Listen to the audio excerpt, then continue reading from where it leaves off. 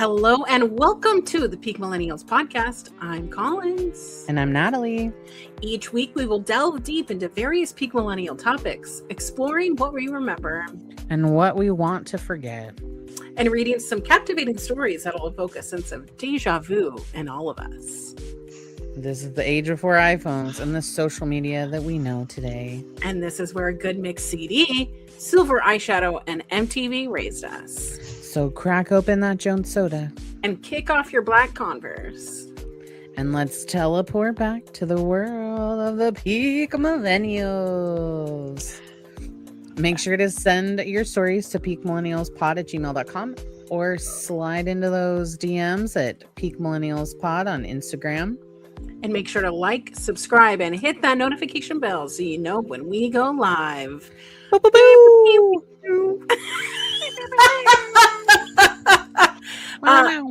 As you can see, there is a special guest today on the show. It is my fabulous best friend of the entire planet. It is Sammy. Well, you've gone by like Sammy Sweet Tits, Hot Meat Fat. We've had some evolutions over the years, but yeah, my current social media handles is Hot Meat Fat, which just feels kindred to my soul. So, well, tell us a little bit about yourself for those who don't know. Sure. First of all, I have to say I'm obsessed with you both, and like your intro there was so adorable. It was so synced up. I love it so much. It's only taken us 41 episodes. And it's never perfect every time. Well, I think that was pretty damn close. Thanks. So, yeah, I'm Sammy. Man, Collins and I have been friends for 10 years this year, which is wild to think about. Woo. We met and have been very, very close ever since. So this is like probably our 5th or 6th podcast episode we've done together. And I was like, I want to be on this one because I haven't been on this one. So, yeah. To have you. Thank you. Yeah, a little bit about me. I live with my wonderful spouse, Kevin. We have 2 little mini schnauzers. I am a nonprofit collector, so I currently work with 3 different nonprofits. Is it like a bone collector? Yeah.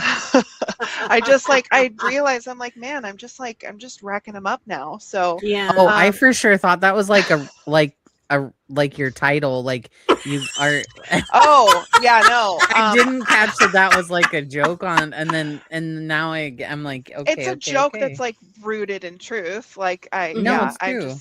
Yeah. So, I'm very passionate about community involvement, community work, and also just kind of doing my best to survive in this hellscape that we are all in. Same, friend. Same. Yeah. I can't remember if I mentioned, but did I mention my dogs? I have 2 mini schnauzers. Okay, good. Yeah, 2 mini schnauzers. I'm an artist of several mediums.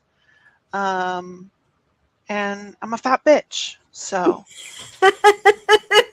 Since this is the Peak Millennial podcast, what kind of millennial are you? I mean, I was born in 1994, so I think I'm technically on like the tail end of the millennial gap. Mm-hmm. But when you say what kind, what are we talking about here? So like there's like elder millennial, there's peak millennials, there's I would say I'm probably I think I'm probably on like the I'm in a little bit of a Venn diagram of the elder millennial and like true millennial, I think. Mm-hmm. Because I was born in 94, but I also grew up super oppressed. So I grew up in strict religion, so like I think a lot of the true millennial experience I missed out on, but I also was forced into a little bit of an elder role as well. So lovely. Oh my gosh, I'm like anti-millennial to you. What does that mean? What does that mean? I'm like 1994. My youngest sister was born in 1991. And I'm like, oh, you're like new Yeah, millennial. I'm like elder. I think Elder I think call. wisdom. Ooh. Oh. Listen, I've always had older friends, so it's like just normal to me. my favorite party trick is with especially the Gen Zers or the Gen Alphas is Mhm. that I look like an ambiguous age. Like I Yeah, look that's true. older, but they when I tell them I'm 37, they go, "What? I thought you just turned 30. I thought you were still in your 20s." And I'm like, listen. I gotta say that's a benefit to being fat as well. Forever young.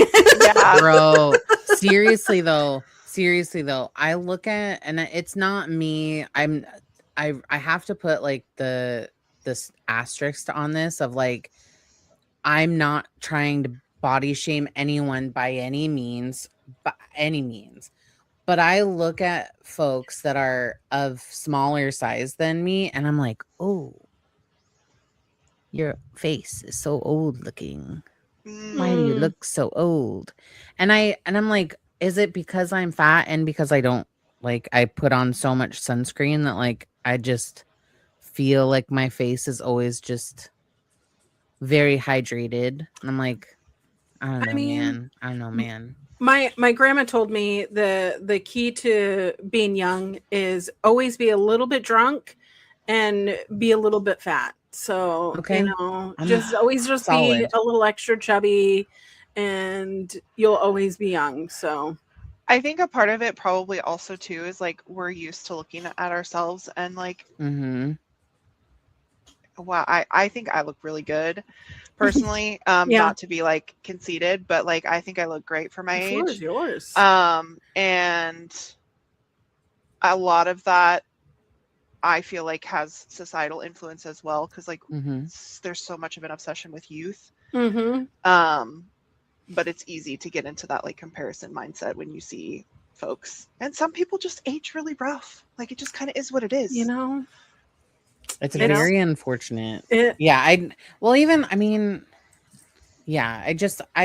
look at Collins and I talked about this, and I was like, I saw a family member, and I was like, you're not that much older than me, but your skin is so sad. And I was like, more moisturizer, more sunscreen. May I give you some recommendations for skincare? Having some calories, like doing some skincare, like it does you well. And compared to what society is telling us of you need to look a certain way, you need to be a certain way, you need to eat certain things, you need to do certain things. Fuck it. Right. I think though, that's kind of the cool thing about, at least from my point of view, about being a millennial now is that like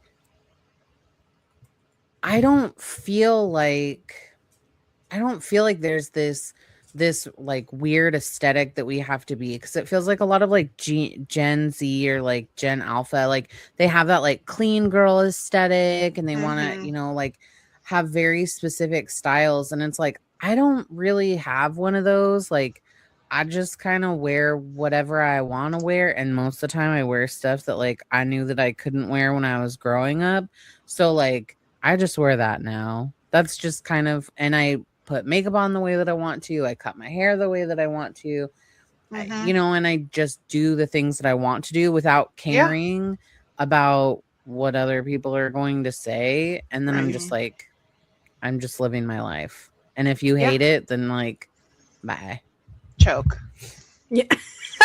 Toodaloo. I think that's the best part about being, I mean, there's so much to unpack there, but it's like, I spent so much of my life trying to live in the binary and live within this specific thing. I mean, living in a larger body, a lot of my choices were business casual. So a lot of business casual, a lot of peplum tops, a lot of slacks, a lot of things that like, this is not my style. Like, if you've ever met me, I am not a business casual girly, so to speak, like, Right. but I was trying to fit into the binary, thinking like, this is acceptable, this is passable, this is fuckable, this is like, Yeah. what is going to give me meaning and value.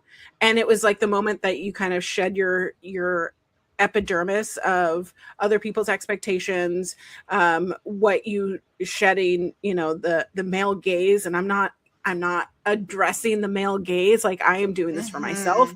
I realized that I wear things, like Natalie said, that I wanted to wear and I couldn't because I am, from a very religious family, and there was a lot of fat phobia in my family where you couldn't wear crop tops, you couldn't wear short shorts, you couldn't show your arms, you couldn't, show your back, couldn't show your chest, or whatever.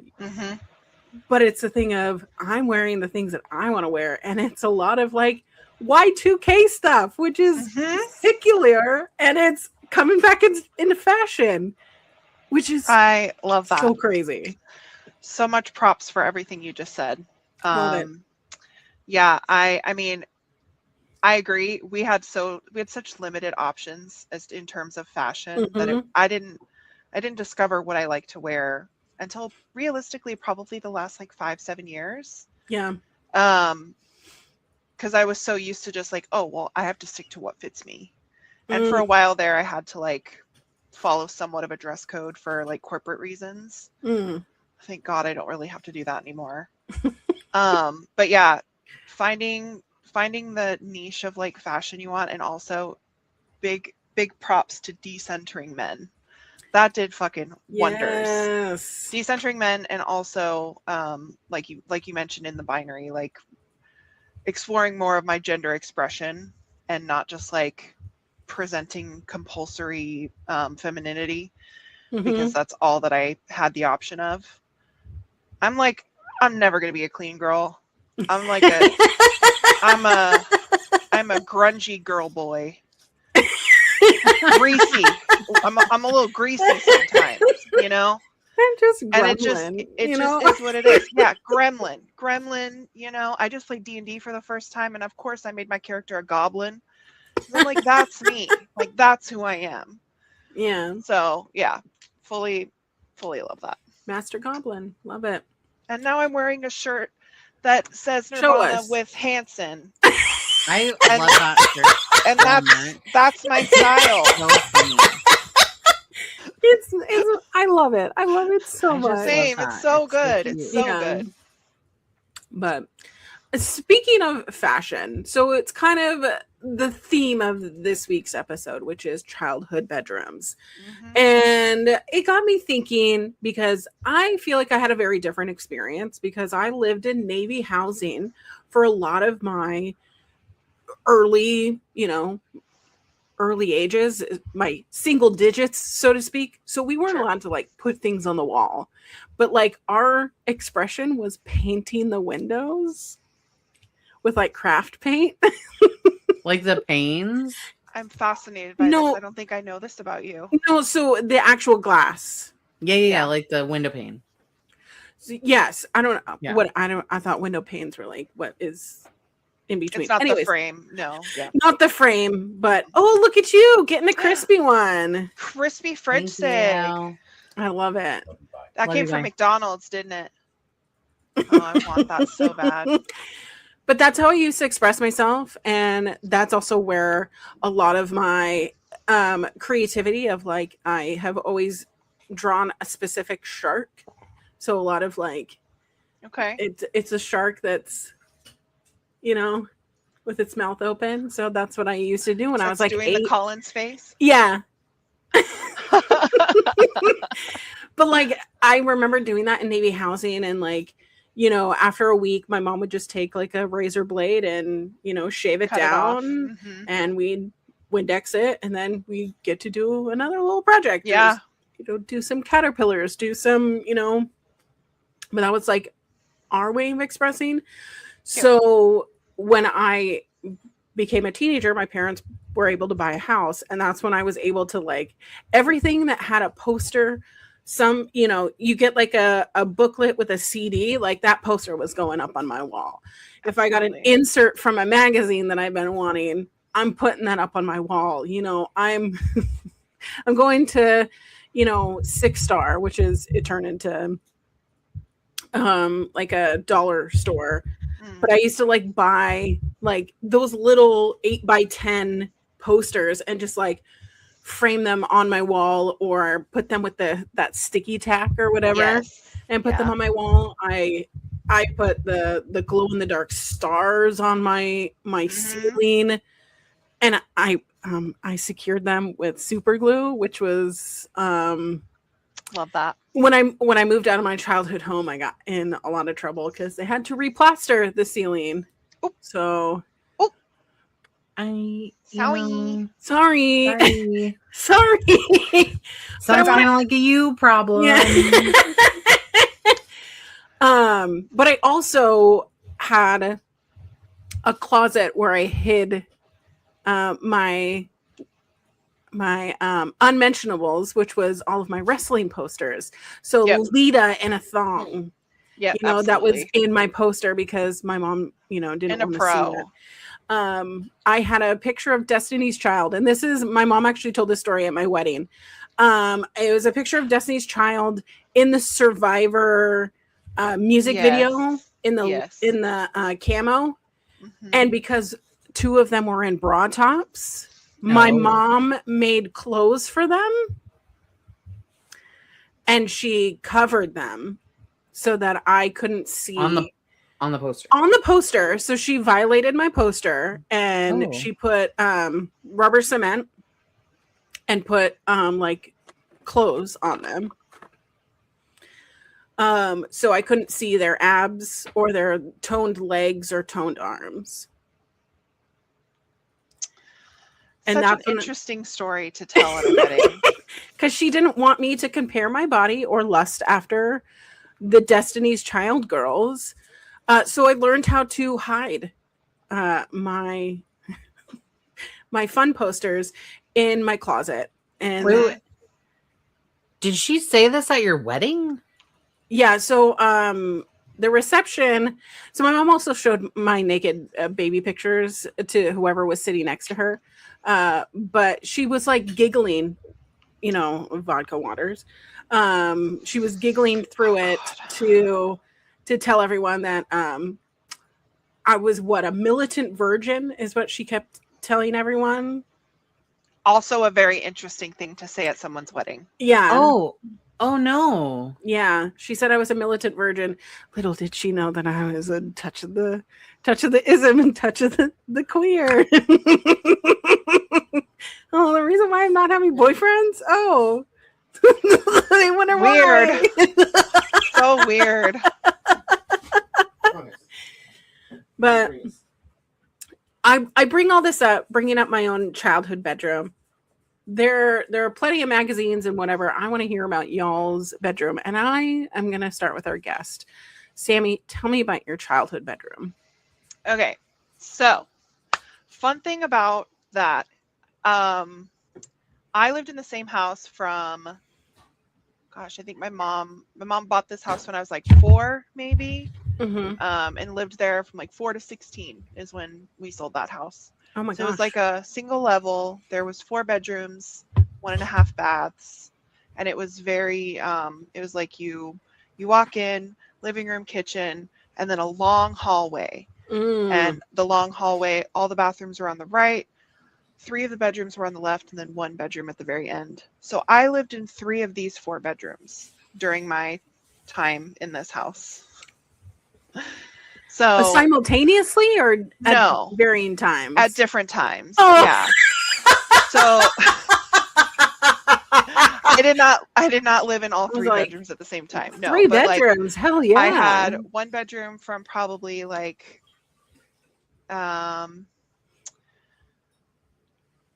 probably when we moved in, that would have been my bedroom. And then that stayed my bedroom from until maybe about the age of, I don't know, 9 or 10. And I moved into what was my brother's bedroom. Okay. My mom was always in the master. And then when my grandmother passed away, because she lived with us as well, I lived in her room for a bit, and that was the last room that I lived in before we sold the house. So each room kind of like illustrates my vibe a little bit. Okay. So like my childhood bedroom didn't really have much on the wall.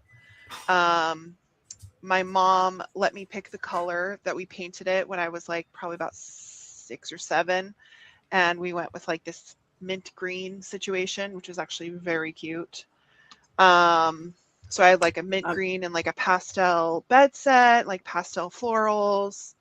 And that was also when I got, I had the first bed that wasn't a twin bed. So I had a twin day bed, which had like the white with the gold balls. Yes. So I loved having a day bed. It was actually my favorite. The only bad thing about having a day bed for me, and I guess this probably would have been the case with any bed, but like I love to shove shit under my bed. It was like the equivalent of like I had like my childhood doom piles. Yeah. Everything that I didn't want to deal with went under my bed. And my mom used to get so mad at me for that. And she's like, she got to the point where she's like, I'll literally give you money to clean your room. Like I will pay you if you clean all of your room. And I tried to do that by just shoving everything under my bed. And she's like, she came in and looked under it. She's like, are you serious? Like you can't, this is the antithesis of what I wanted you to do. And I was like, okay, well, I guess it's not going to happen then. Sorry. That sounds so autistic of you though, because you technically did it. I did. Not the way that you wanted me to, but I did do it. Right. But the Floor's guidelines, clear. like the parameters were very specific, and I specifically did them. Yeah. So that was my first room. When I moved into what was my brother's room, that was when I got like because we had the larger closets in every room except for my childhood bedroom. So it had like the sliding doors that go both ways. Ooh. So I begged my mom to let me take the closets off, because they're the closet doors off, because I wanted to like have an open concept closet like in Lizzie McGuire.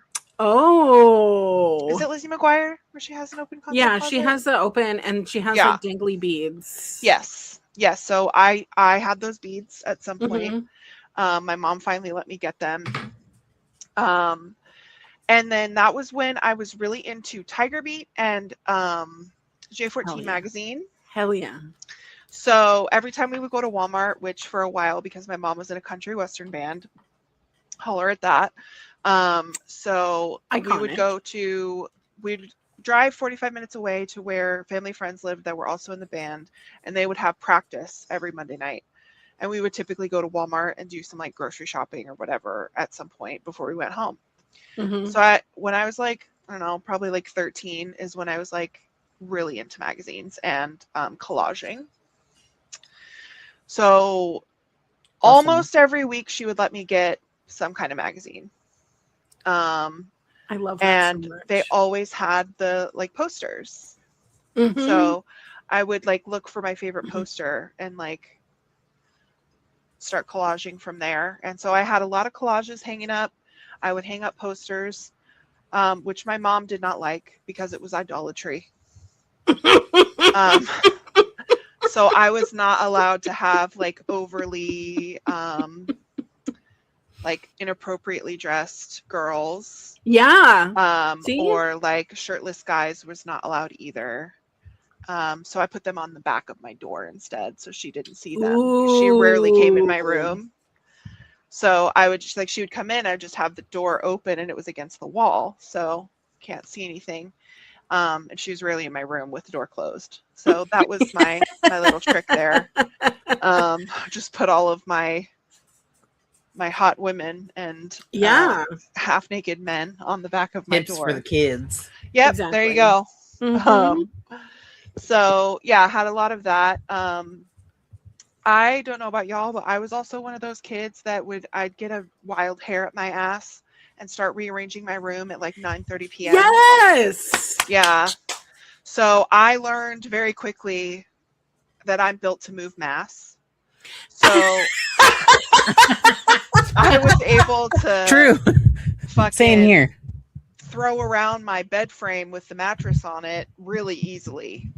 Okay, did you do them at like 2 a.m?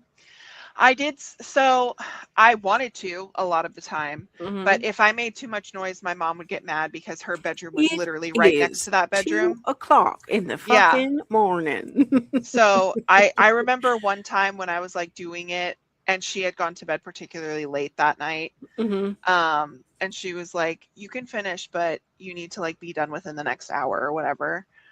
And that was like the only time that happened. Oh my God.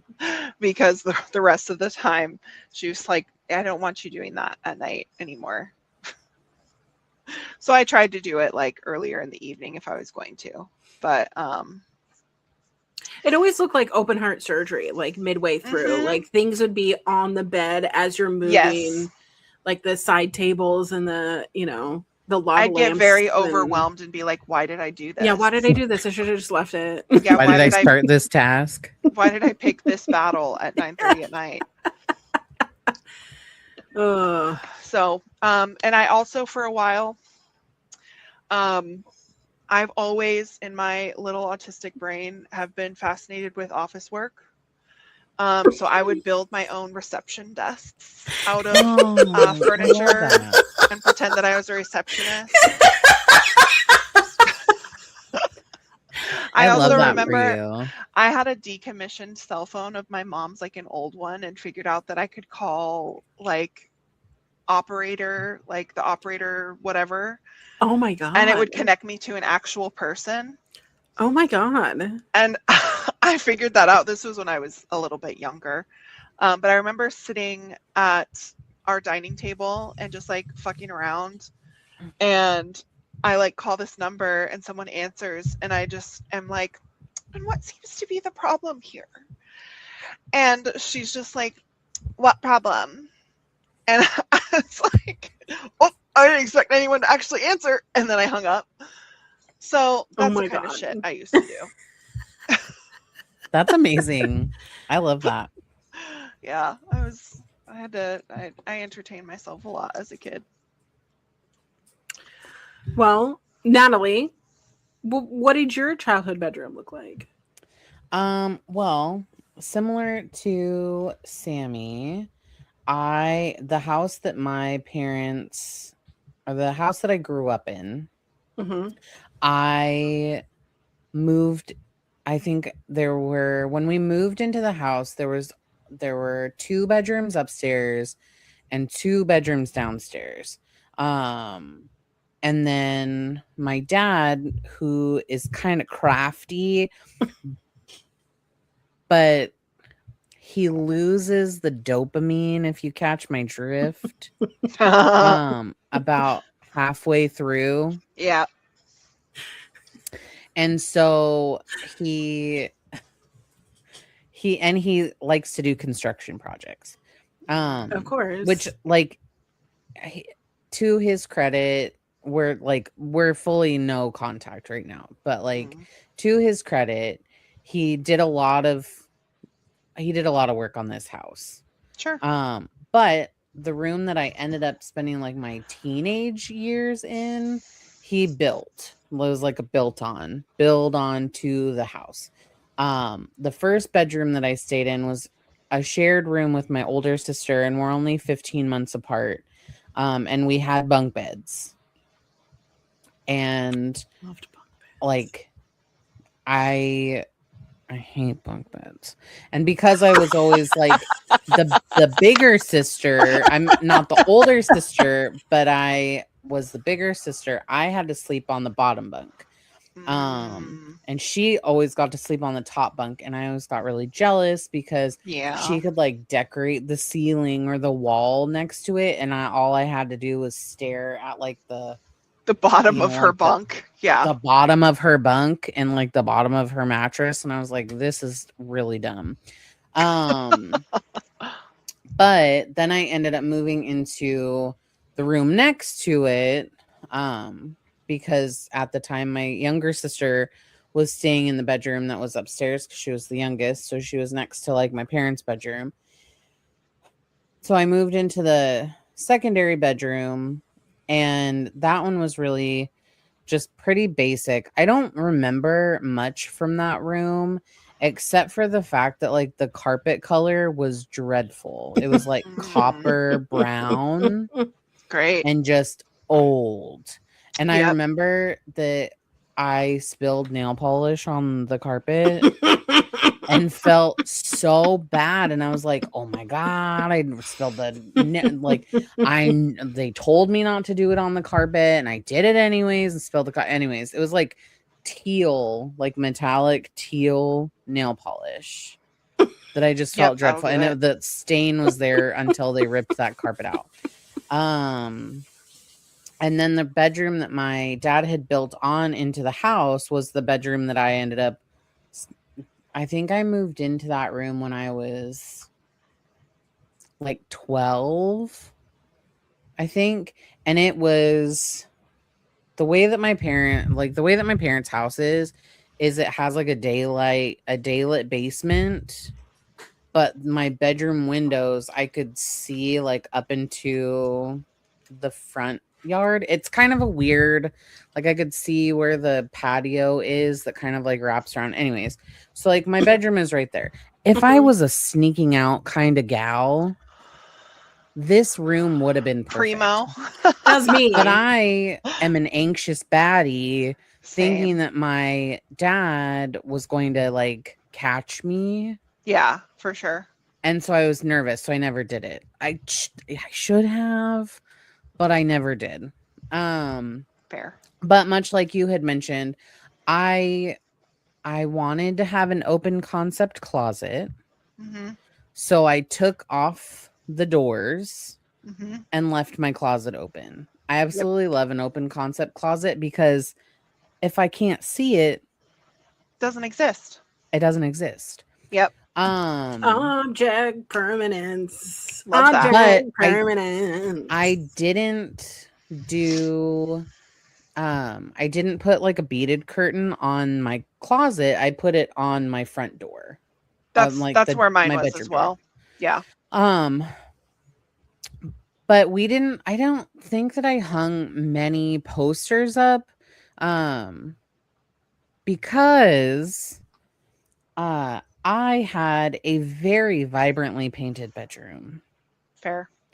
Because I found, and I was trying to find like an example to see if I could find the print somewhere. It has to be online somewhere, but I can't remember if I got it at Mervyn's, Kohl's, JCPenney's. It was one of those 3 stores that I bought this bedding from. Mervyn's. I miss Mervyn's. Yeah. I just can't remember, but I remember that I saw it and I had to have it. Or maybe it was Macy's. It was one of those 3 things. Sure. But I very distinctly remember that the color scheme for this specific bedding that I centered my entire room decoration around was neon pink, orange, and lime green. Incredible. Those 3 colors. And I was like, what made me love this so much? I don't know what it was, but it was neon pink, hot yellow, hot orange, and just lime green. And what got me was the fact that it was mocktail themed. Oh. So there was like a martini glass and then like a Tom Collins margarita glass. 12 or 13-year-old bedroom. And me and my mom and I ended up painting on the wall. Like on one wall, there was a martini glass, it was like hot pink with, it even had an olive. Wow. And then the other one had like, I don't know if it was like margarita on the rocks or like Tom Collins glass. But I remember that I spent hours with her, like drawing these out myself, picking out the color of paint, painting this on the wall. and I had like the whole, I had the bedding because it was like bed in a bag, right? Yep. So, and it had like a throw Everything. Bed in the pillow. bag. And that was my bedroom. That was my bedroom until senior year when I got a real crazy hair up my ass and painted my bedroom Finding Nemo themed. Finding Nemo, as in the Mhm. fish. Yeah, Finding Nemo themed. Why did I not How old know were this you? about you? Like, oh yes, I High school? I hate open ocean. Let me tell you, it gives me the creeps. Sure. But I love Finding Nemo. I love Finding Nemo. Oh wow. I love the concept of Bubbles. like ocean My creatures. bubbles. I absolutely, yeah, I love it. The movie has a lot of vocal stems for me. You Yeah. know, Same. like I'm gonna Boing. touch the Keep bed. swimming, just keep swimming, just keep Just swimming, keep Swimming, swimming, swimming, swimming, swimming. swimming. Doo-doo-doo. Yep. Yep. I get it. I loved that movie so much that I was like, and this was before I like started smoking, you know? Like How old were you? I was 17. Oh, that is so precious, honestly. Yeah. I love it. You know, but I did okay, Such a so like choice. I ended up painting, so I had how many? I had 1, 2, 3. I had like 5. The shape of that room was very odd, but I had a like I had painted the majority of the room like blue, like Okay. dark Like ocean dark blue. bluish teal color, Sure. and then I painted just a I don't even know what my brain was thinking. I painted an accent wall like Nemo orange, like That's a clownfish lot. orange, and it was Oh just vibrant. But then I went an God, I extra would feel step. like I'm on drugs. I don't even know. I don't know what, and I did this all while my parents were like out of town. You went and bought paint first off. Well, I guess Mhm. if you're 17, you can legally anyone of You can any legally. age. Yeah, legally. You can legally buy paint. You can legally buy the supplies. Yeah. Sure. Yeah. Yeah. But like of Maybe I didn't. Maybe I didn't paint the walls blue. I thought I did like an accent of blue, but I did the orange wall, because my mom brings it up even to this day. She's like, "Do you know how many layers of primer it took to cover that orange?" I know that I did maybe I just lost I just lost it. Like I lost interest in it after I did orange. Anyways, I just know that I had a very orange wall, and then I went and bought like those like peel and sticker love decorations those. in Nemo, like Oh, so it was like Nemo, Marlin, the Stingray guy, Dory. Yeah, just on my this is so wall. much. Maybe I was I 18. I was 17 or 18 when I did this. I remember because I I am drove myself. uncovering a lot of things about you right now. But I did keep it classy, because I did put my uh Twilight poster on the wall. Incredible. Okay. Incredible. So I want to know, childhood bedrooms. Did you ever get your room taken away, your door taken away, or like did you have media in your room like a TV or computer? Did you get those taken away? Yes. Yes and no. Also, just to circle back to walls a little bit, I forgot to mention that I wanted to paint my walls black so bad Oh my when I was God. around That 13 sounds Rite of like a dream. passage. and discovered Avril Lavigne. I was like, I Yeah. deserve to have black walls. And my friend at the time, who's a couple years older than me, her mom let her paint one wall black and one wall red. Oh. And I was like, that's fucking cool. I want to do that. My mom would not let me do it. However, when I started to have migraines, she did allow me to pick a dark color, and the darkest she let me go was a very dark brown. So I did have a dark brown room with blackout curtains for a while. Iconic. Oh, Yeah. Truly. I love that. But back to the question at hand. Mm-hmm. I've had a TV in my room since I can remember. My mom got me a 13-inch tube TV that Hell was yeah. probably about 40 pounds, Yeah. very heavy. And I remember I used to put my nose to it because I could feel the static Feel the on my fuzz? face. And it also smelled weird. Yeah. So so I've had a TV in my room for many years. Okay. My mom did take it away a couple times. Oh no. And then I think that she stopped doing that because it would actually cause me to not sleep. Like I physically could not sleep without the noise. I would just lay in bed awake and then be a complete nightmare the next day. Okay. Oh. And now remembering back, I laid awake being anxious, essentially. Just like because one of the reasons I was scared to not have like sound or like light, and hallway light or a night light was not enough, was because of being told that the end of days were going to come like a thief in the night. And because I'm autistic, I thought that shit was literal. So I needed to have sound and light to soothe me into slumber. Holy shit. Yeah. I've processed that in therapy, so it's fine. Yeah. But, yeah, I do still get paranoid about the doors being locked and such, even to this day.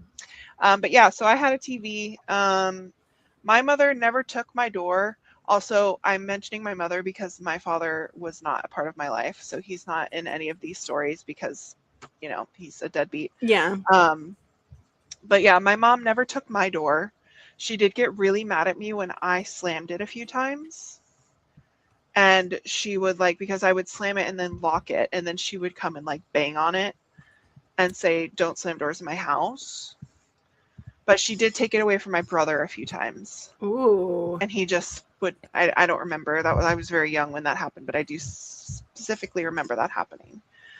But yeah. Okay. It was doors and TVs. That was a question, right? Yes, doors, Okay. TVs, anything media. Natalie, what about you? I have to interject something. As a person who was also not allowed to slam doors, I don't really feel like I was, and this is again like how I remember it, because like I have a lot of trauma blocked situations here. Valid.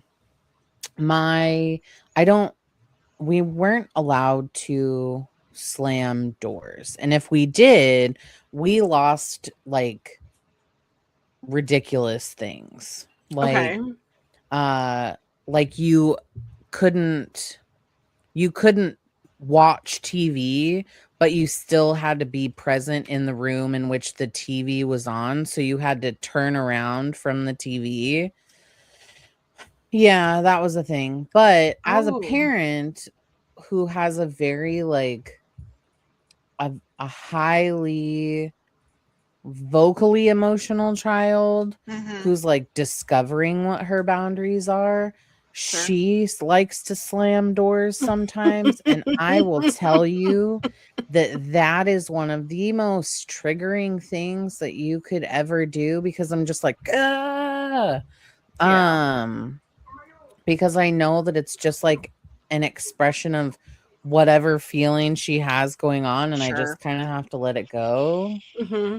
But like, let me tell you that I don't want to do that sometimes. But we always had kind of like silly punishments. Like my and I mentioned more my dad, because my mom was more reasonable and has always been more reasonable to this. But like my dad had this like expectation that every single day before we left for school or whatever we were doing, that our bed always had to be made. And if it wasn't made, then there was some type of punishment. Oh no. And like as an adult, I understand like now why I have a lot of generalized anxiety. Yeah. But like as a teenager, when you're sitting in whatever class you're sitting in and you're like, oh shit, I didn't make my bed today. Like I'm going to walk into an absolute hellscape. Mhm. I don't really want to go home. Um, but like my dad, I mean, like my bedroom door was never taken away because I don't really remember that happening, but I remember that my older sister got her door taken away. Mm-hmm. Um, but I do remember that like because my dad worked so early in the morning and he had to commute um to see like he had to commute to Seattle most days for work. Um he would wake up super early and he would like I don't know why he felt like it was necessary to start the day like this, but he would like stomp down the stairs and then he would like throw the door open because Oh, like yeah. most of the time I like slept with my door closed, but he would like open the door Fire and really hard safety. and he would slam the light on really hard and he would be like, "Why were you texting in the middle of the night?" Blah, blah, blah, blah, blah, blah, blah. Like, Nice. so No, thank you. there, it's a That's really awful. fun time. But Yeah. we would end up getting more or less it would be like ridiculous stuff like did you fold your shirts the right way in the drawer, and if you didn't then they got like dumped out and You had to do it you had to over again. refold them and Yeah. start over again. I also had doom piles under my bed that would be like, why did you put that stuff there? And it's like, I don't know, I can't help myself. I don't want to deal with it. I don't want to deal with it. Yeah. But yeah, what about you? Well, Sorry, I didn't mean to mentioned make this. that heavy. I mentioned That's okay. this because so I'm one of 5 kids, right? So we didn't always have the amount of rooms for everyone to have their own. So I grew up sharing a bedroom with my sister. She hit high school and suddenly I was no longer allowed to share a room with her. I've had makeshift rooms that were separated by bookshelves. So my brother and I shared a room, but it was separated by a bookshelf.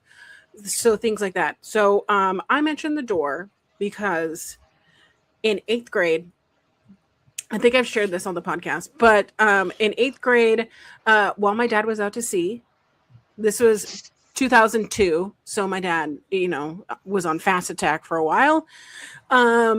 So I used this opportunity to get away with things that my dad would not let me get away with, and my mom was overworked.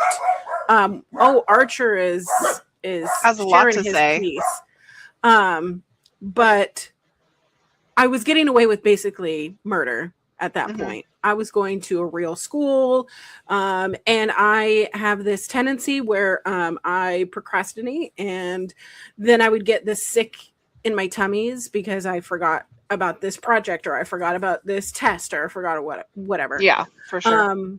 And when my dad wasn't home, I would just complain about an icky tummy and then, I would get out of it.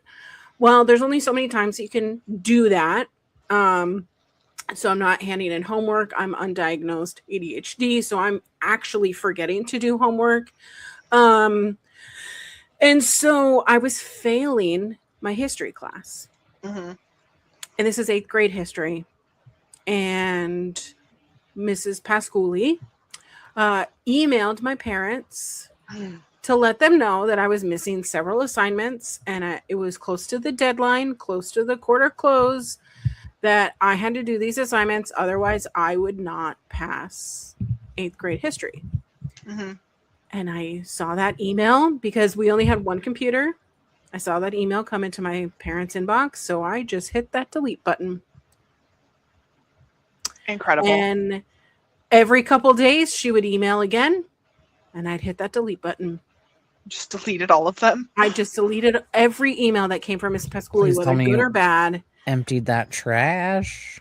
I did not empty the trash because I'm 13 years old and I did not know about that. So my dad came home as like a surprise come home in time for my parent-teacher conference. Mm. He hadn't even come through the house. I didn't even know he was home. He just surprise went to my parent-teacher conference. Okay.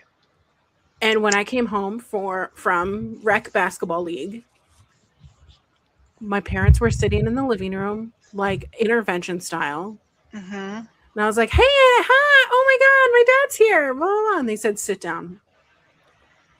And my dad told me that he went to the parent-teacher conference and Ms. Pasquale said, hey, I've been emailing you guys for several weeks. We're coming close to the deadline. We need these assignments in ASAP. Otherwise, I'm at risk for not passing 8th grade because I have to repeat my history class. And my dad was like, that's weird because, even though he's on a submarine, he's able to check the emails. Well, he checked the trash can and saw the only deleted emails were just the Miss Pasquale emails. Yeah. And Oh, so no. they did the whole thing of tell us everything. We already know everything. And so I tried to lie through my teeth. I was like, no, I didn't do any of that. Oh no. I don't know who's deleting that. I think mom's doing that because I don't think she understands the computer and Oh, fair. no. Like that didn't happen. And then my parents showed me and they said, do you want to say it again? And of course I'm crying at this point. I'm sorry I lied. And they said, well, since we can't trust you to do your assignments, we cannot trust you with your bedroom door. And they removed my bedroom door. And they put up like a shower curtain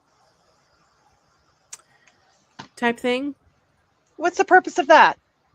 So that they could hear if I'm sneaking media or watching something on my little tube TV that just had a VCR. It wasn't connected to like But like, why not television. just leave it open at that point? That seems like extra whatever. Listen. This is Jeff and Kay we're talking about, can't rationalize that behavior. It's fine. So I for sure got all of those assignments in by that Friday.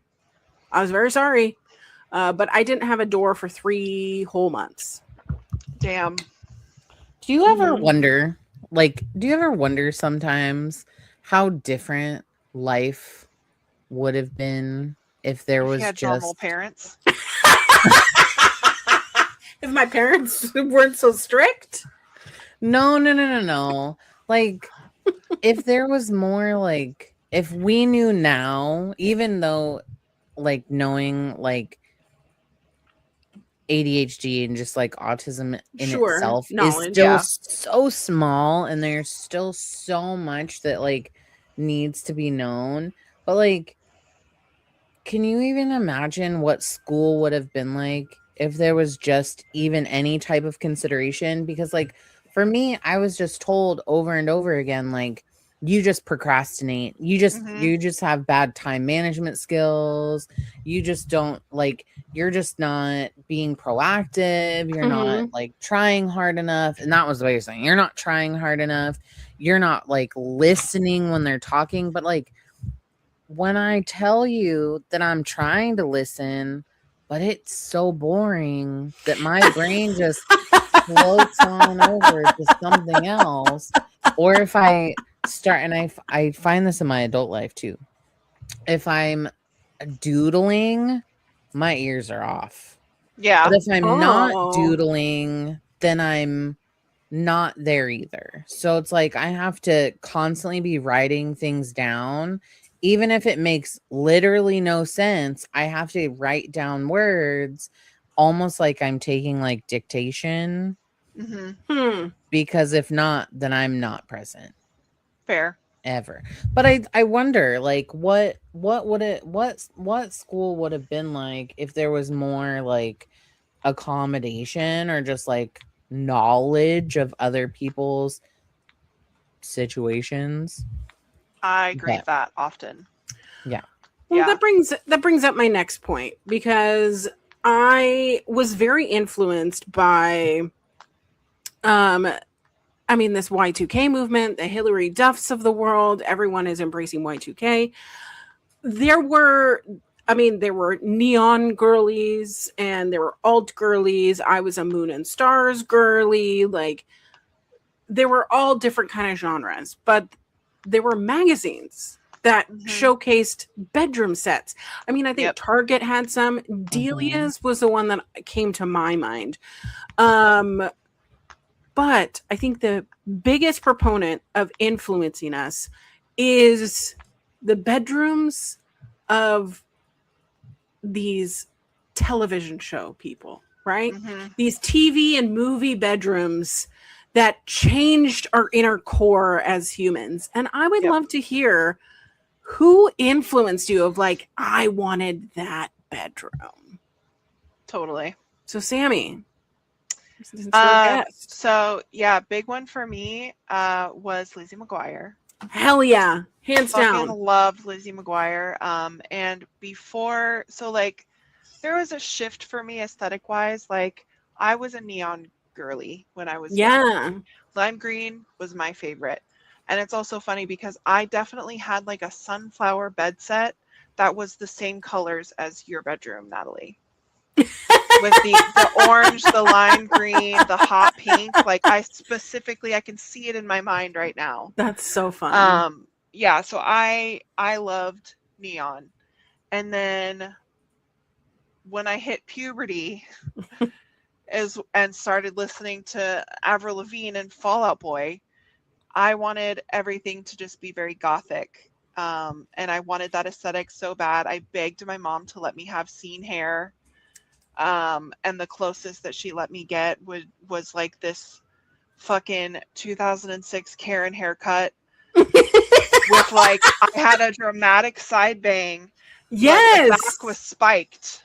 Yes. Oh yeah, I got that accidentally once. Yeah. So, and I got that on purpose. Oh no.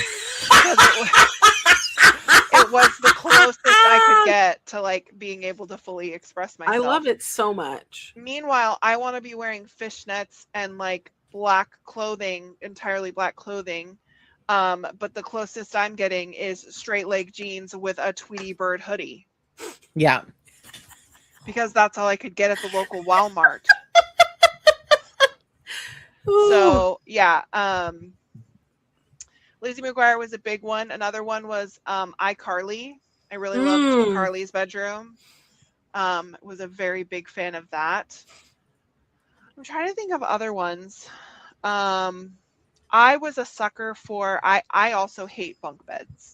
And I didn't ever want a bunk bed. However, I was obsessed with like the functionality and the aesthetic of the bunk beds that had the room for a desk underneath. Yes. I wanted that so bad. Never had one. Never had one of those. But I still think they're cool. I have always loved a loft. Yes. So like any kind of loft style bedroom or like an attic bedroom. I thought like attic bedrooms that had like V ceilings were so cool. Yeah. Oh, also like, do you remember in a Cinderella story? Mm-hmm. Like they gave her a shitty little room, but I remember that room, and It's even so big. with her like turning into it, it was so like she turned it into a really cute space. Yeah. And I really loved that. There was just something magical about a room with like a slanted ceiling with posters on it. Yeah. Which is funny because I never got one of those because we always lived in like, single bedroom or single level or just different, split level kind of situation. However, in college, I lived on the top floor of my building and it had a slanted. Ugh, that's my favorite photo of you. Very cute. I do love that picture. I took a lot of pictures. I love that photo of you. Because it was very like loft. It was very like attic-y. It was very like, this is my hideaway. I could see New York City. Like it was just, that was my photo. My perfection. Reminds me of Anna's room from Freaky Friday. So Oh my God, yes. she That was had such a good room. it was like all the pictures, like band cutouts and all the things, but it was like collaged up the side of the wall.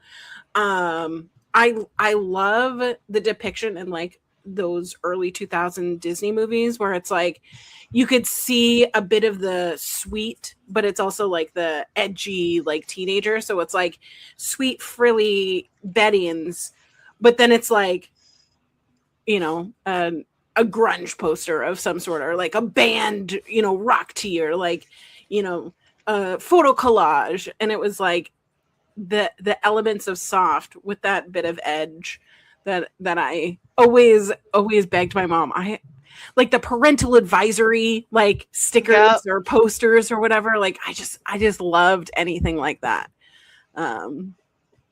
But Natalie, I want to know what bedrooms from TV shows or movies did you really like?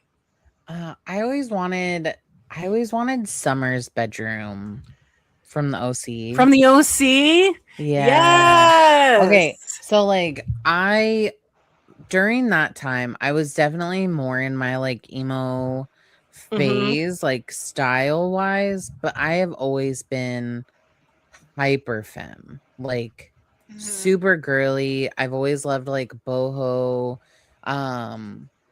It's always been my favorite, but I've always loved like a super girly bedroom with like a canopy, like a 4-poster canopy bed. It's something that like I've tried very hard to convince, like I've tried to convince Brian that like it's something that we need to get. But currently our room is not big enough for that kind of space. So we just don't have it. But I love a soft colored room where it's just really girly and really cute, where you can put like, I don't know, like I don't even really know how to describe it, but I loved like that, the look of like white doors, white closet space, and then like that kind of baby doll cute. Yeah, like a baby doll. Yeah, like I don't know how to describe it, but just like what do they call it now? It's like coquette style, where it's like kind of like French, like yeah.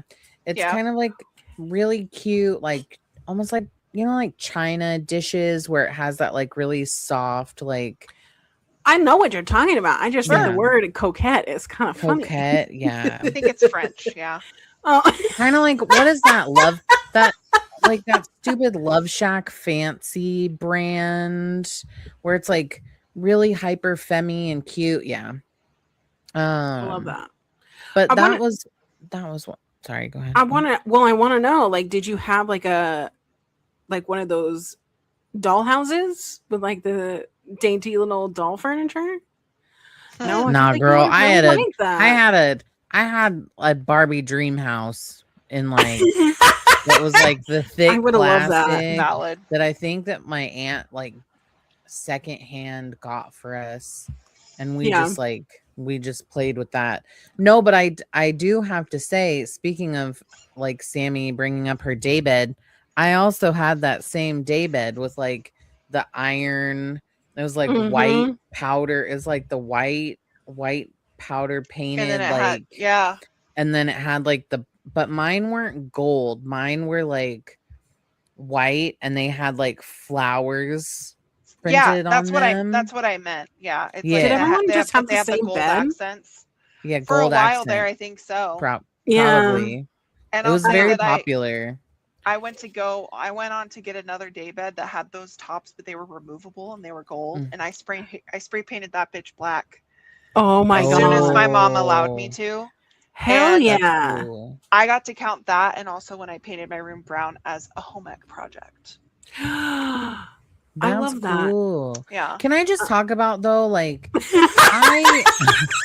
sorry, it's really like it's a podcast. Can I talk on a podcast? Your turn. Talk about this for a second. Yeah.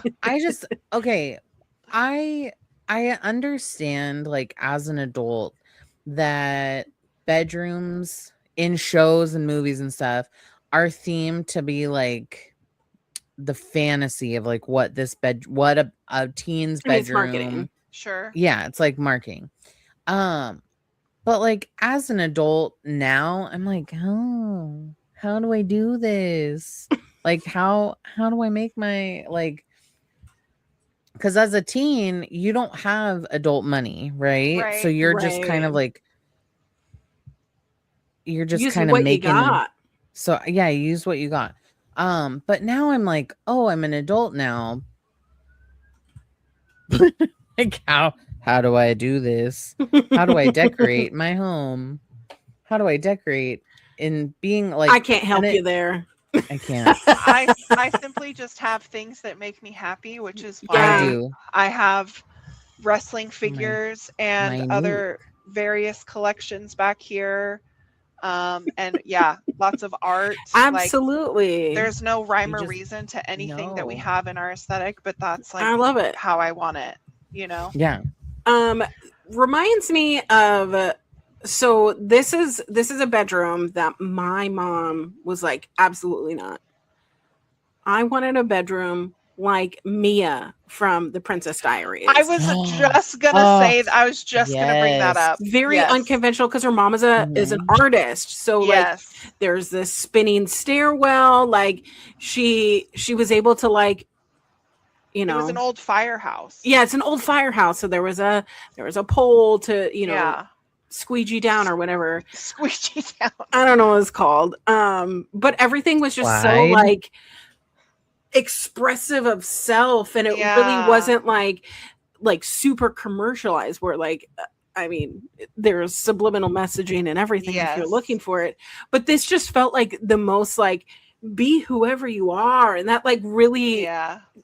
I mean your bedroom really is like an essence of what your soul is, right? So Yes. it's like Mhm. this is how Absolutely. I want to express myself, not just with like the clothes on my body, not with just the words that I'm saying, but these are the But my things that make me happy and make me exist. And I always like love that it was just like very it itched that part of my brain, Yep. which was inhibited from me because Right. I would get in trouble for doing these things, or I would get in trouble for there were one time that I was like hanging streamers for my bedroom because I wanted it to feel like I was under a jellyfish.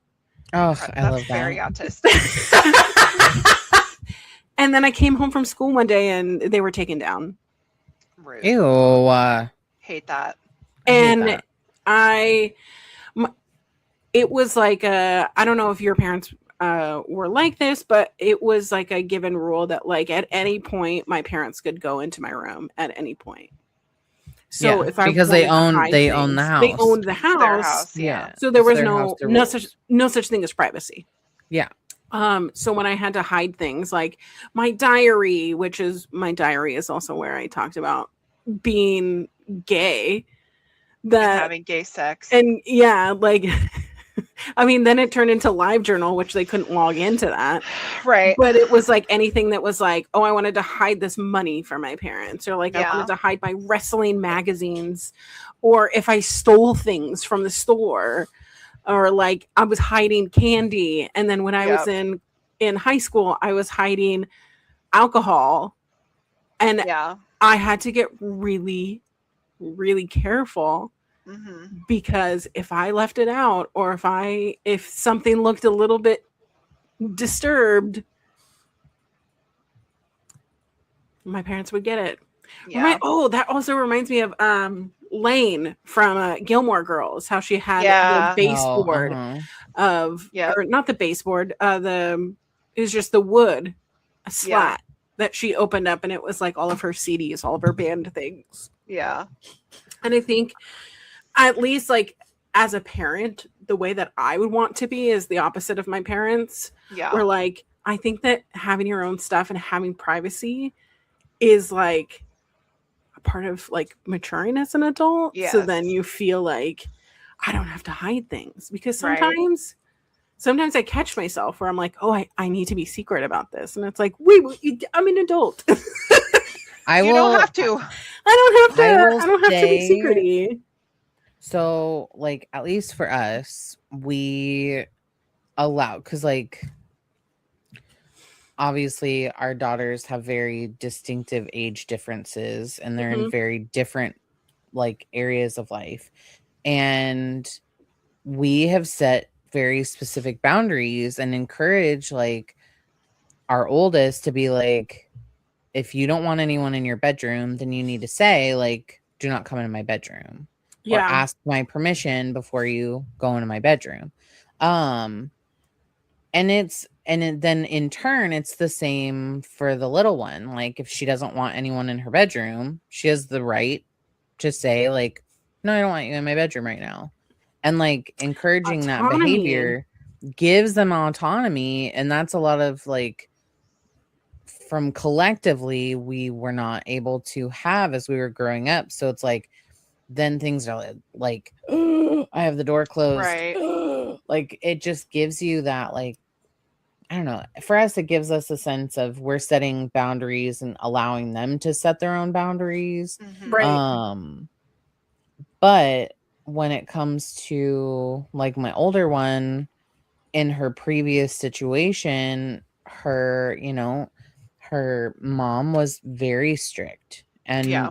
didn't give her autonomy, didn't give her that ability to have her own space. Like she would give her that space, but then she would go into her room when she was at school or whatever and, you know, rip apart her room.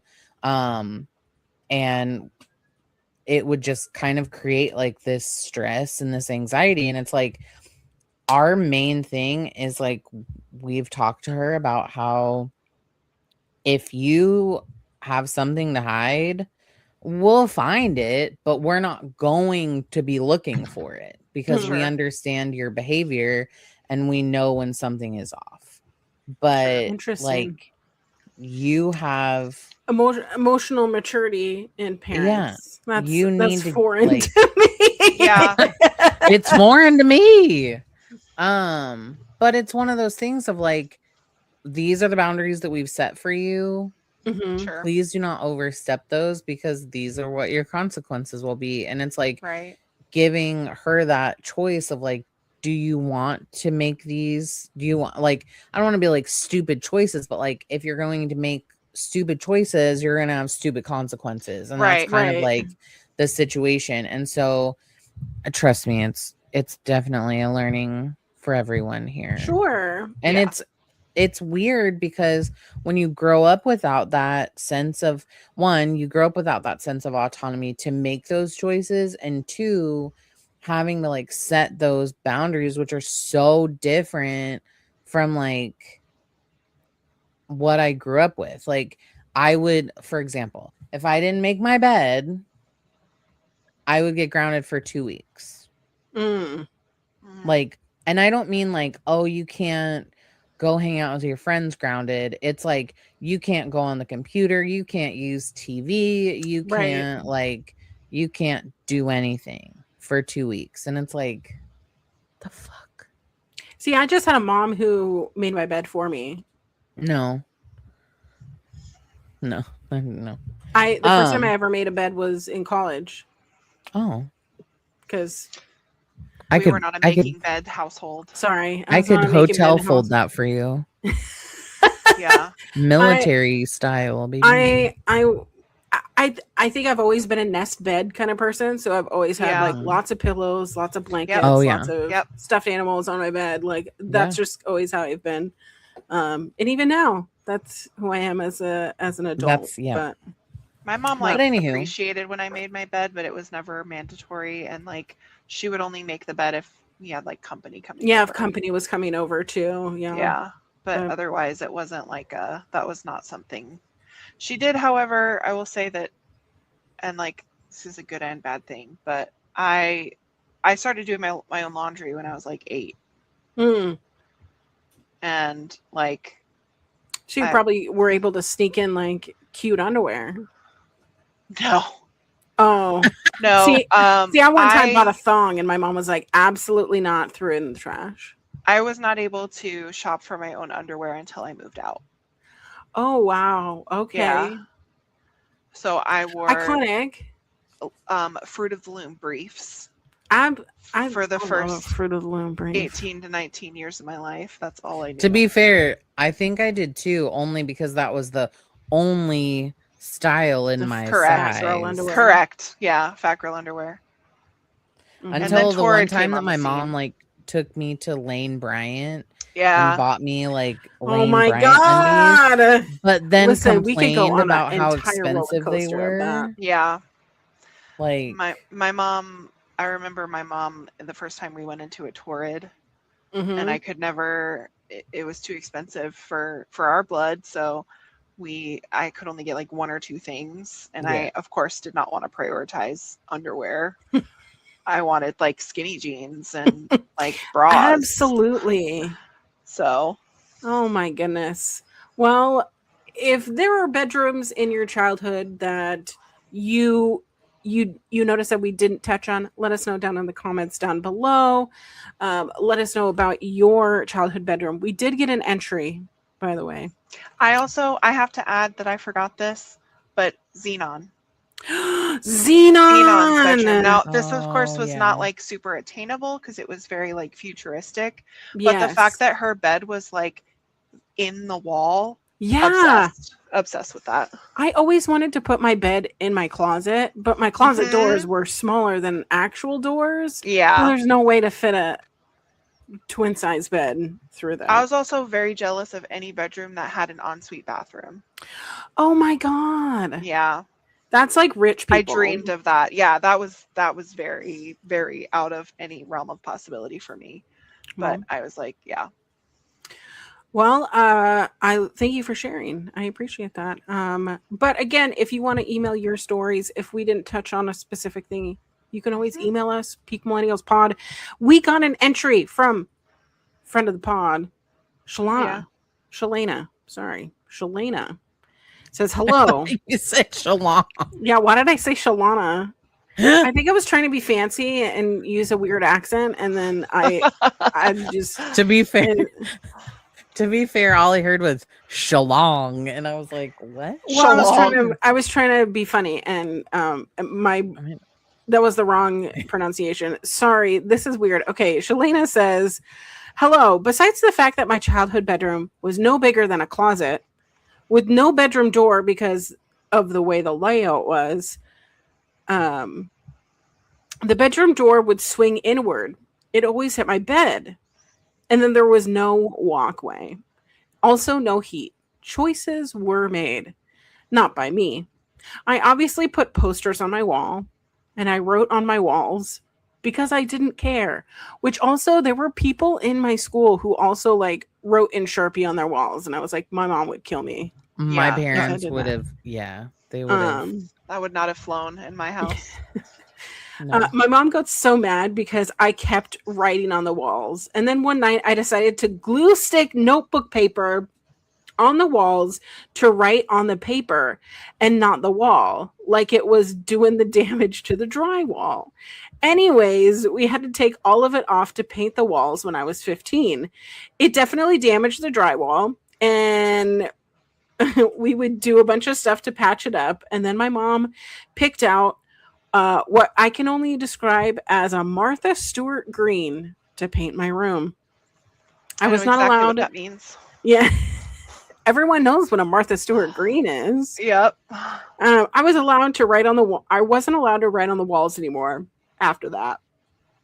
Prior to this being my room, it was bubblegum pink because 16-year-old Shalana picked it out and 14-year-old Shalana hated it.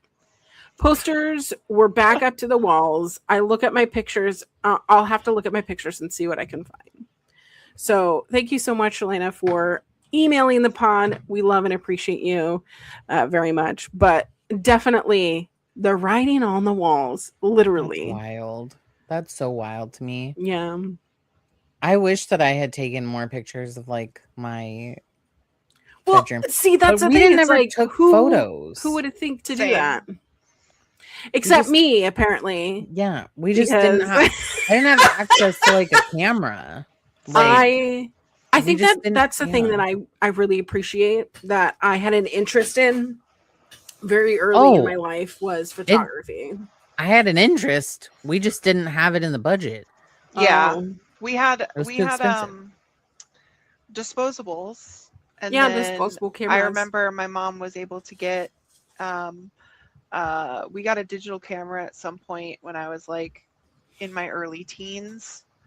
Same. But even then I still didn't like, I don't know, like the concept of photography was like, oh, this is for like special occasions or like a party. Like it didn't ever same. occur to me to be like, although I have to look through and see if I still have them, because I remember I did specifically take a picture of my childhood bedroom, and it was right after I had done a little receptionist switch around for my office.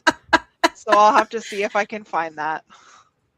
Well, Funny story though, I had a desk in my room because like I said, my dad was really into like construction and carpentry.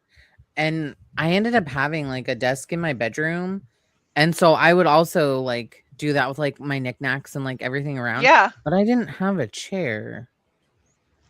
I don't think I did either, actually. So my chair when was my bed because Yeah. my everything was like right up against hovered over my it. Yep. bed. So Yep. mhm. I did finally get a legitimate desk at one point. I think my mom ordered it from a Finger Hut magazine. Oh, And Finger it was, Hut. yeah, Finger Hut was my like Delia's, because my mom and my grandma, my grandma was a QVC shopper and a magazine Absolutely. shopper, hardcore. So yeah, Finger Hut was how we were able to, because they would have sales all the time. So my mom would Yeah. get my bedding from there until we discovered Ross, and then everything started to come from Ross. Yes. Yeah, I still love Ross. I'm not I gonna love lie. Ross. Well, But yeah, I didn't get a desk chair until I got that desk. So any makeshift desks were standing desks. Absolutely. We sat, or you would sit on like a trash can or like something. Why not? A bucket. Yeah. My mom went through like a fitness phase, and I think she had like a yoga ball. So I had a yoga ball. Oh yeah, same. Like I remember my mom getting a yoga ball. That. I like to launch on those. Oh yeah. Like on my belly. That sounds unsafe. It was unsafe. I took a face full of couch a couple I times. like it. I wouldn't All right. suggest Well, it. shall we solve some millennial problems with our Ask a Millennial? Absolutely. Yes. All right. So we have trifled the internet and we have found some problems that we need to solve. So this first one, I'll take the first one, Natalie. You can read the second one. You got it, babe. The first one comes from the Too Hot Takes subreddit. Thanks so much, Too Hot Takes subreddit. The top, or the title of this is, I found underwear in my closet that are not mine, and I think my mother-in-law planted them. Need advice. The picture that they posted is like a Fruit of the Loom kind of underwear, which is very funny. All right. Hi, guys. Longtime listener to the show. Obviously not our show. So please give me advice. So I, 29 female, have been married to my husband, 33 male, for almost 5 years. Excuse me. Been together for 8. I'm a stay-at-home mom with 2 kids, ages 4 and 10 months old. A little over a year ago, we packed up, moved states because I always wanted to live in the South, and my husband found a great job. I gave birth last September, a few months after we got settled into the new house, and we are extremely happy. My husband has never been unfaithful, never really fight. We are truly best friends, and we work so well together. Well, a few months ago, I got to our closet. It's a walk-in closet. Excuse me. And to go to my bathing suit bin that's been sitting on the shelf in our closet, sitting on top is a pair of women's underwear. I have never seen them before, not my size, and used. Like crusty, dried discharge on them. And there was kind of wretched at the bottom and just used. Side note, because we moved states, my family comes to visit and stays with us for 3 to 4 days at a time. We're really close. I asked my mom and my sister if these underwears were theirs, and they said no, which I believe because we are extremely close. My kids love them. My husband has a great relationship with them, and those underwear are not their size. My husband swears on everything that he has. He has absolutely no idea where they could have possibly came from, and he would never cheat on me, and I believe him. I'm a stay-at-home mom again, and since kind of we're still kind of new to the area and don't have many friends, and he works 45 minutes away from our house, it just doesn't make sense that another woman would be in our home. Any possibilities you can think of, I've thought of. The closet was 100% completely cleared out before we moved in, and I have deep cleaned it before we put our clothes in. Was there any other woman in this house? That leads us to one suspect, my husband's mother. I could probably sit here and write for hours if the context and terrible fights and awful things his mother has said to me and about me. She's really crazy and I do not like her. Well, when we moved in and I gave birth, his parents wanted to come visit. They got a hotel and they were only in my home for about 2 hours. She went to use the bathroom, and that was the only other woman in our home. We talked about it now, and now my husband swears it's his mother's that she planted there to start something between me and my husband. That's the only true believable explanation we have. Is this too far-fetched? I bring this up to my husband so much since it happened months ago. His parents wanted to visit again in a few months for my daughter's first birthday, and I do not want to see them. But I also can't prove it's his mother's and obviously not confronted her about it. The underwear were found shortly after she visited as well. The underwear were not there before her visit, as I use my bathing suit bin a lot because of where we live. Is my husband cheating, or is it my mother-in-law's? Is she playing a sick joke? Oh, well, here's the thing. I know that in-laws can be weird and crazy. Yeah. To think that, I want to know if the mother-in-law did do it. I want to know, are they hers? If not, where did she get them? Where did she get them? Used. Because it was clearly mentioned that they are used. So either of those scenarios, disgusting. Because why are you doing that? I am not 100% convinced though, because men are stupid and they lie. So I get the context. I get like the buildup of like, we have this great relationship, we work well together, we're best friends, blah blah blah. Those guys can still lie. Sure. And they can still be stupid. Correct. So I don't know. It's a hard one for me, but I do feel I lean towards the mother-in-law, especially if there's a history of like stupid fights and stuff like that. It does seem like a vindictive thing that a mother-in-law could do to start shit and like cause discontent in the relationship. I'm going to tell you something that is probably a little detective. Nobody is having an affair and leaving their Fruit of the Loom white cotton drawers. If I'm having an affair with a guy in his house, yeah, that's fair. I'm wearing the sexiest, laciest friggin' thing, especially if I'm planning on dropping them in the wife's bathing suit bin. I agree. The only caveat to that for me personally is just because I've seen like, I've been married for a year. I've been in a mostly monogamous relationship for the last 6.5 years. But I've still stayed in like those "are we dating the same guy" groups, mainly for like the protection of my community and like my friends and stuff. And I have seen like instances where, you know, someone will come home and they'll see a very random item that's clearly not theirs, And I think that is it seems to be a common thing that Yeah.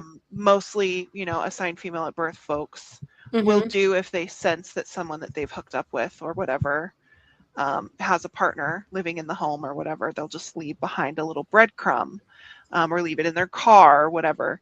But I do tend to agree that, like, I personally, when I was in my hoe phase and like regularly hooking up with people, I did not just wear some Fruit Loom I at briefs. least wore like black panties. Yeah, it was lacy. It was a thong. It was something, Yeah. Tantalizing to look at. But that's not everyone, Sometimes folks maybe just want to wear some briefs and get down on the cozy side, That's fair. That's fair. You got to keep them lips Keep closed the flaps contained. Yeah. I'm just gonna say that, like, I'm not trying to like be investigator at this moment in time, but like I think it's the mother-in-law. Yeah.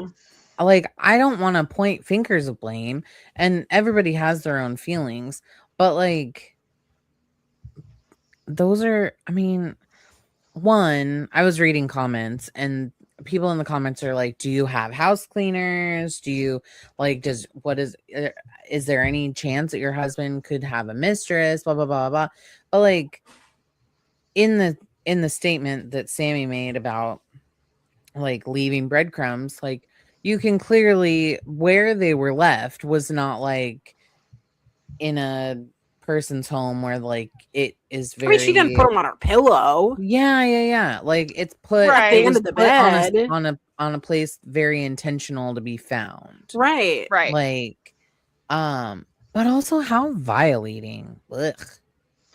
The idea of that really makes my skin crawl, for one. Yeah. And two, like based on the design and like the stitching on the elastic, it's a very old school Hanes. Yeah. So I'm leaning towards the mother-in-law on that one. But that's just me. That's fair. That's gross. I think the only reason that I have room for error is because of Jen Hamilton's situation. I don't know if y'all are familiar with that. But That's true. That's true. What is that? So Jen Hamilton, I believe she's a nurse. She's a nurse, yeah. Yeah, she's become very popular for her content on becoming a mother. Because she's a labor and delivery nurse. She's very like pro autonomy, very like progressive in her medical opinions and stuff like that. And she's really smart, like biblically. She's very smart. Biblically too. Like, yes, she calls out a lot of like right-wing conservative nonsense. I like that. Yeah. And she's a mom, and like she's just all around a very cool person. Yeah, she found out recently and has been very open online about the fact that her husband cheated on her with a grandmother. Yeah. A grandma? Yeah. And her husband, her ex-husband, I guess now, had been together since they were like teens. Yeah. So this is like between a 15 and 20-year relationship, I believe. A grandma? Yeah. Yeah. Because they're in their like 30s and the lady is like 54 or something. Yeah. Yeah. So Yucky. Yeah. Not for me. So that's what I mean. Okay. Like men are stupid and men lie. So that's fair. Yeah. That's fair. Gosh, that's a big one. Okay, so there is an edit on here. There's no updates, but I will, because this was literally where did I just put it? A couple days ago. Yeah, a couple days ago. Why? Oh, it's on another side of my screen. Yeah, literally 5 days ago. Edit. So my mother-in-law is visiting in October now for my daughter's birthday. She is staying in a hotel, but I plan on putting a small camera in our bedroom. Also going to have them DNA tested, I think. That's expensive. That's extra, but I get it. Random women's underwear don't just spawn out of nowhere. Both my sisters are very petite, and this is not their size. For those who have suggested my husband just asking his mom, we have thought about it, but if she put them there, she would never admit it. Yeah. If her goal was to stir something up. I think the best way Mhm. to go about it is to take some advice from the comments and put up some cameras for when they come to visit and see if anything else happens or if she checks the closet again to see if the underwear has moved. Interesting. Interesting. I think the DNA testing, That's like, that's if extra. you have the means to do that, by all means, girl. But I would never. That But just I seems think like a that lot. the most suspicious part of everything is the fact that like she already has a rocky relationship with her and is Yeah. if she is the one who left them, is she just like waiting with like bated breath? Like Thinking it's going to be a fight, and Oh, yeah, yeah, probably. then wait for she's my going to son hear to about call it. me. Yeah, Yeah. probably. That's wild, because like just the thought of like if Kevin and I ever got into a fight and then he like called his mom about it, like that would never happen. That would never happen. Ever in a million years. But Oh, all right. anyway. Well, let's do our next story. Yeah, Natalie. All right. You have time for one more story? same. Yeah, I'm good. Okay. Are you good? Are you good with time? I'm good. Okay. Yeah. I'm good. All right. So this is also from the Two Hot Takes subreddit. It is advice. So is it, am I overreacting for expecting my boyfriend and my flatmate to keep our shared home clean?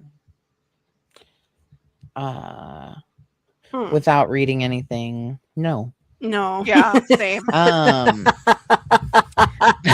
I, 26 female, and live with my friend, 29 female, Jane, and my boyfriend, 25 female or 25 male, Luke. Luke and I share a room, and Jane has her own room. Jane and I have been friends for 8 years and are extremely close. We also work together now, so we spend a lot of time together. I've always been someone who needs a reasonably clean and organized home. I don't care what someone does in their own room, but when it comes to common spaces, my expectation is pretty basic. If you take something from somewhere, put it back. If you use a tissue, throw it in the bin. If you cook, clean up after yourself. If there's leftover food, put it in the fridge, that kind of thing. I genuinely don't think I'm asking for a spotless house, but I feel like I'm the only person in this house who notices when something needs to be done. For example, Luke and Jane almost never put their shoes on the shoe rack. Luke will sometimes use a tissue at night and throw it on the floor because, quote, the maid is coming tomorrow anyways, end quote. Jane will use a tissue to wipe something on the table, leave it there, and completely forget about it. They'll order groceries and leave everything out instead of putting it away. Food will sometimes be left outside the fridge overnight. Someone will cook and leave the kitchen messy for hours. The kitchen shelves have probably been properly cleaned 3 to 4 times since we moved in, and I've done most of those cleanings myself. Sometimes they help if I specifically ask them, but the problem is that I always have to ask, and I hate that. I don't want to be the person constantly saying, can you please put this away? Can you please clean this? Can you please throw that out? I feel like I'm becoming their mother. Whenever I bring it up, I usually get some sort of rebuttal or silent treatment, which makes me feel like I'm just being annoying and nagging all the time. I also have the same issue with Luke specifically. He hates doing laundry, so I have to come up with a system where we both contribute. Sometimes he'll put the clothes in the washing machine before going to work and then ask me to put them out to dry because I work from home and have more flexibility. I'm okay with that. I understand that he has to go to the office, but then his clothes will stay on the drying rack for days. Eventually, I'll get so irritated looking at them that I take them down, fold them, and put them away myself. And I know this is partly my problem because maybe I have lower tolerance for mess than they do, but I also feel like if you're living alone, you'd have to deal with these things. Just because I work from home doesn't mean that I'm available to be the housekeeper. Luke also doesn't really help with dusting our room, but honestly, I don't mind doing that because I'm more particular about it and I'm happy to take the responsibility for something that I care more about. What I mind is that there are so many little things that nobody seems to notice until I notice them, and then I feel responsible for fixing them. I reached a point where I feel really stupid doing all of this for other adults. I deserve to live in a clean house too, right? I'm not asking them to deep clean every day. I just want everyone to have some basic awareness in the fact that they live with other people. The other day, I finally lost it and told both of them off. It turned into a huge fight. Luke told me to, quote, stop with the complaining because apparently I do this, quote, day in and day out with every waking minute and before going to sleep. He basically said that I should leave him alone and that he'll manage things himself. And honestly, that really hurt. Because from my perspective, I'm not waking up every morning thinking about how I can complain about the house. I'm constantly noticing things that need to be done, and because nobody else does them, they eventually become my problem. I also said some really mean things during that fight, and I feel really bad about that. The worst part is that I've started questioning whether I'm actually the problem. They don't seem to have nearly as many complaints about me as I have about them. They're generally okay with things the way that they are, whereas I'm constantly irritated. So maybe I really am just overly particular. Maybe my standards are unreasonable. I'm honestly torn because I love both of these people. Jane is one of my closest friends, and Luke is my boyfriend. I don't want cleanliness to become something that damages either relationship. But I also don't want to spend my life cleaning up after other people just because I can't tolerate the mess as much as they can. So, am I overreacting? Yes.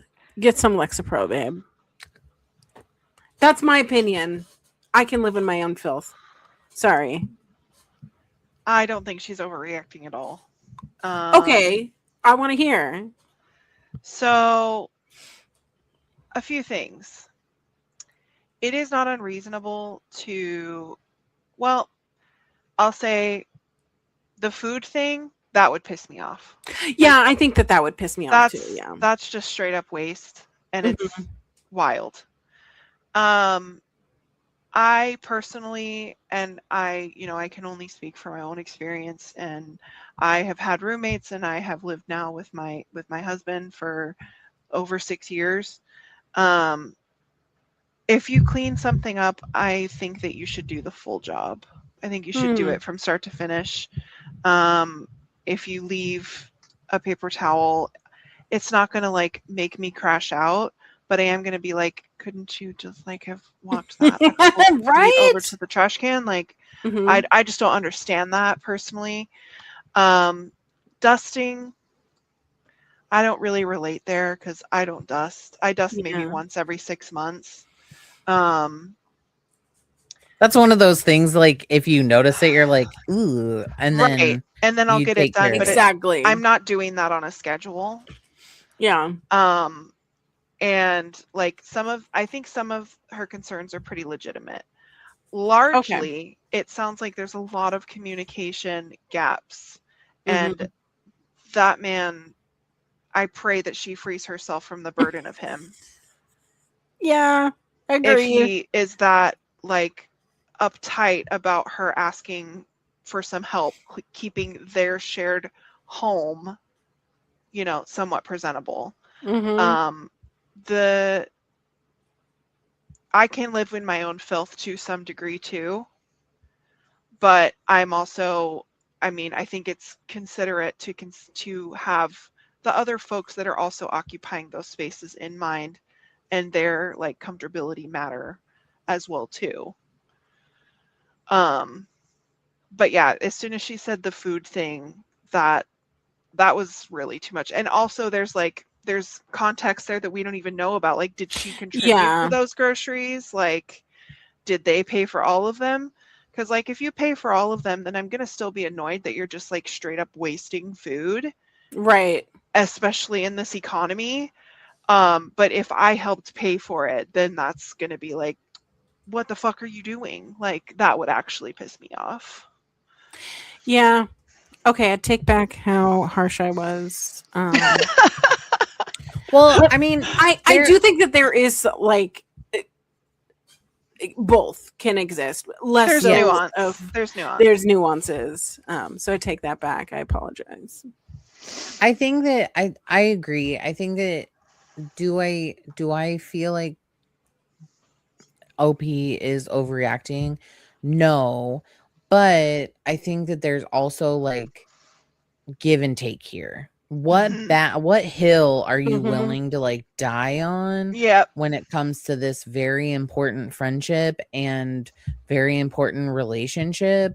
Um and if it is so bothersome, then it needs to be communicated in like an adult fashion. And if it's not like, if it's not receptive and like they're not understanding, then maybe having y'all live together is Yep. not the best option. And Yeah. maybe Yeah. you need to explore like different areas. And two, if they're spending all of their time together and that's the only like type of interaction that they're having, is that Right. she's holding all of like this mental, like the The mental and mental load. emotional Yeah. Yep. load Mhm. for like keeping the house clean or having certain expectations, and they don't carry those same expectations. All this is going to do is essentially ruin this friendship, Yep. and Yeah. this relationship is going to like crash and Be burn once like perpetual man. conflict between all of Yeah. them. um but it's also like it really isn't. I mean, I lived with one of my roommates. We had very distinctive like processes and habits. Like she was very much like, if you do something, you immediately clean it up and like you do all that stuff. And I was okay No. with like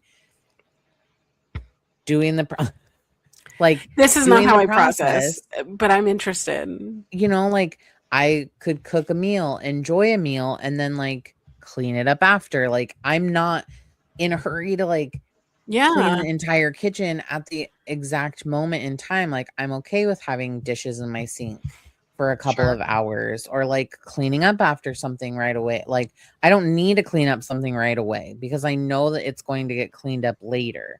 Like, but Right. when I do that, it will be done completely.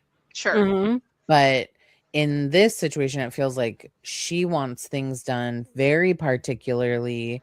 Um, and they clearly have very They have distinctive very different differences. Yeah. expectations. Yeah. So I Um, think instead this of is being like crashing out and like having a freak out, they just need to sit down and talk about it like mhm. normally. well, I think the reason why I jumped so hard on taking like an antidepressant or an anxiety medication is like maybe she came into the conversation like a little bit too hot. You know what I Right. Yeah, mean? she was Like hot. Sure. Sure. so not to like put this on me, but like before Lexapro, like I feel like I catastrophize a lot of things of like, well, Mhm. it has to be this way or the highway. And now I feel like I'm mellowed out a little bit. Not to Sure. Yeah. say that everyone's experience on Lexapro is the same, but it's the thing of it doesn't adjust your priorities. It just makes the approaching of those conversations and the anxiety bits a little bit dim. So then you're not triggering somebody else to Sure. have yelling, screaming matches with each other. Not that I encounter that, but you know what I mean. No, I agree as someone also on Lexapro. I think it does help me to kind of Yeah. take a step back a little bit more and not immediately jump to like worst case scenario, which Yeah. someone with generalized anxiety also, Yeah. that is something that is very familiar to me. Mm-hmm. And also like while we were talking about this, it makes me like just kind of want to point out that I don't think that it's like normalized enough, but it's okay to like not be compatible to live with someone. Like cohabitation Yeah. is a very Yeah. intimate and like personal experience, and you're not going to be compatible to live with everyone, especially someone like that you're in an intimate relationship with.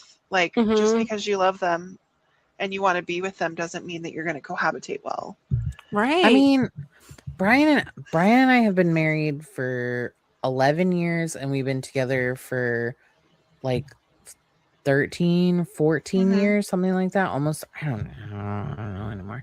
Time isn't real. Yeah, it's I not don't real. know. We've been together for a really, really long time. And there's even still to this day that like our expectations are different. Mhm. And that's just like the way that I was raised, the way that he was raised as adults, like what our mindsets are. So like cohabitation is definitely something that like it doesn't work for everybody. Right. Mhm. It's okay. It's okay to have your own space. Yeah, But absolutely. yeah. I It's love having my own crazy. space. Same. Well, I like this whole same. office is mine, and it's really nice. And I hope that in our next place that I can like have a situation where I have my own bedroom sometimes. Oh, it's that would really be great. lovely. Yeah. It's really great. Yeah, I'm jealous of you. Well, it's also catch 22 because I can only blame myself for When it gets messy. the Yeah, that's messes fair. that I leave. Like who left this empty Diet Coke can on this counter? It was On this- Venus. You know what? It probably was Venus. That's too Well, funny. Sammy, thank you so much Yes. for coming on the show. Where can people Thank you find for having you? me. You can find me on Instagram. That's really the only social that I'm regularly on these days. You can find me on Instagram at Hot Meat Fat. I do have that on X and Threads as well. I do But you're sometimes never like to there. yell at men on Threads if you want to. I love that. I Men love and that. bigots. I love to yell at them and tell them how stupid they are. Same. Love it. I love that for you. All right, Natalie, where can we find you? You can find me on Instagram mostly, sometimes TikTok. And it's all at Natalie Christina, just like how it is here on the screen. What Cute. about you, my love? Well, you can find me anywhere there's social media _queer auntie, unless it's like Blue Sky that doesn't like underscores, or Twitch. They don't like underscores, but you can find me anywhere else there is social media.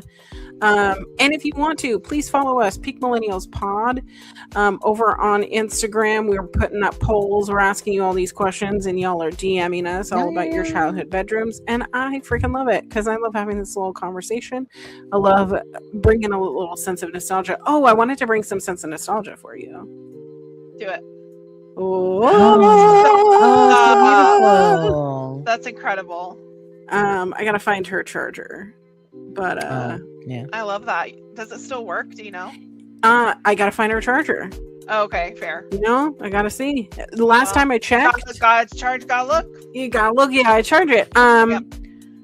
I mean, she's been very preserved. She's the thick terabyte She looks one. great. Yeah. She looks great. I used her in my car like 2 years ago. It's one of the newer models too. Yeah, it's got a colored screen. So yeah, I love that. my other ones, they didn't survive. Did you have the thick brick one, like the very first model? Yeah. I wanted one of those so bad, but I got an MP3 player instead.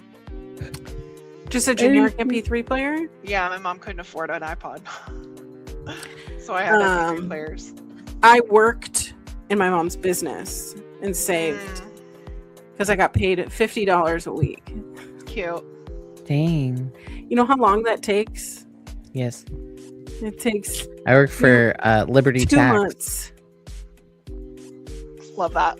Yeah, every day, saving it up. Anyways, but guys, thank you so much for Thank you. the pod. Thanks for being here, and Thanks have for a great having me, week. y'all.